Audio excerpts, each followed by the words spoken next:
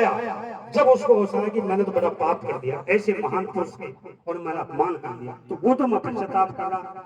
और इतनी देर में श्रृंगी ऋषि सनीप ऋषि के पास में आ गए।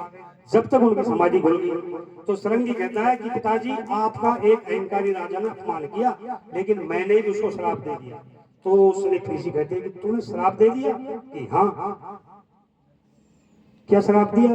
कि मैंने उसको श्राप दे दिया कि 7 दिन के अंदर जो सबसे जहरी नाग है तक से वो खाएगा और उसकी मृत्यु होगी।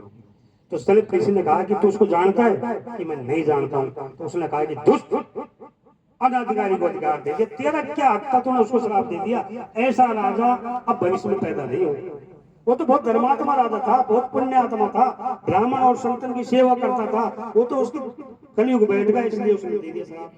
लेकिन उसी टाइम सनीप ऋषि ने कहा कि जाके परिषद को बोल दो 7 दिन में मृत्यु होगी, अगर उसको कुछ उपाय करना हो तो अपना कल्याण के लिए कर ले।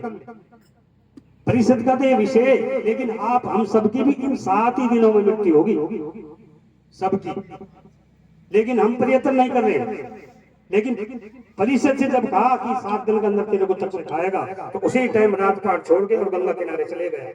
और जो ही गंगा के किनारे गया तो देखो, अगर कोई जिज्ञासु होता है तो उसकी व्यवस्था फिर परमात्मा करता है। तो सुखदेव जी खुद चल के आए और सुखदेव जी ने उनको 7 दिन के अंदर अंदर अपने जो सत्ता करा के ये सत्ता को उपदेश दिया। हालांकि 6 दिन उनके कुछ नहीं हुआ, घबराते रहे, लेकिन 7वें दिन जब ब्रह्म विद्या का उपदेश दिया तो वो अहम ब्रह्मास्मि कि मैं तो ब्रह्म हूं, मैं जन्म मरण रहित हूं, मेरा तक से क्या कर लेगा।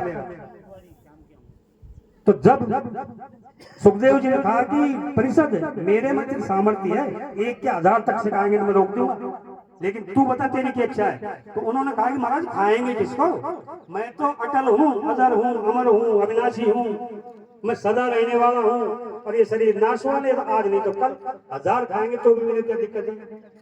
लेकिन जब वो मुक्त हुए राजा परिषद, और देवता बहुत बेईमान है वैसे, देवताओं ने जब सुनी कि राजा परिषद तो मुक्त हो गया तो देवता अमृत लेके आ गए वहां से, और देवताओं ने आगे कहा कि सुखदेव जी इसको तक से काटेगा और इसकी मृत्यु होगी, आप इसको बचाना चाहते हो तो मैं अमृत लेके आए, हम इसको अमृत पिला लो, ये तो अमर हो जाएगा, मरेगा नहीं।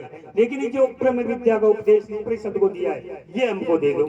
लेकिन सुखदेव ने कहा कि तुम अधिकारी नहीं हो, देवताओं तुम तो भोगी हो, और भोगी आदमी इस ब्रह्म विद्या का अधिकारी है ही नहीं। जब से कह रहे कि ये जो 5 विषय हैं, शब्द स्पर्श रूप रस और गंध, इनका त्याग करो, जब तक त्याग नहीं करोगे तब तक उसकी प्राप्ति नहीं हो सकती। लेकिन देखो सत्य बात तो ये है, परमात्मा को सब मानते हैं लेकिन परमात्मा की कोई नहीं मानता है, और जिसने परमात्मा की मानी वो पूजनीय हो गया। महाभारत का युद्ध हुआ तो जब पितामह भीष्म सेनापति बन गया तो दुर्योधन ने विरोध किया कि पितामह तुमको तो इच्छा मृत्यु का वरदान मिला है, तुम्हारे पिताजी ने दिया है, तुम तो मर नहीं सकते, और ये पांडव है ये तुम्हारे सामने टिक नहीं सकते, लेकिन तुम लड़ तो मेरी तरफ से रहे हो, लेकिन तुम जीत चाहते हो पांडवों की। तो जब उन्होंने ऐसा कहा तो पितामह भीष्म को क्रोध आ गया और उन्होंने 5 बाण निकाल के तर्कस में से रख दिए कि ये 5 बाण में 5 पांडवों को निकाल रहा हूं, और कल के दिन में पांडव नहीं रहे। ऐसी प्रतिक्रिया की तो पांडवों की सेना में हलचल मच गया, क्योंकि पितामह भीष्म ने जो प्रतिज्ञा की वो भीषण थी, ऐसा करके दिखाया। तो सबने ऐसा कहा कि भाई पितामह भीष्म की प्रतिज्ञा है, झूठी तो है नहीं, और कल युद्ध समाप्त हो जाएगा और 5 पांडव समाप्त हो जाएंगे।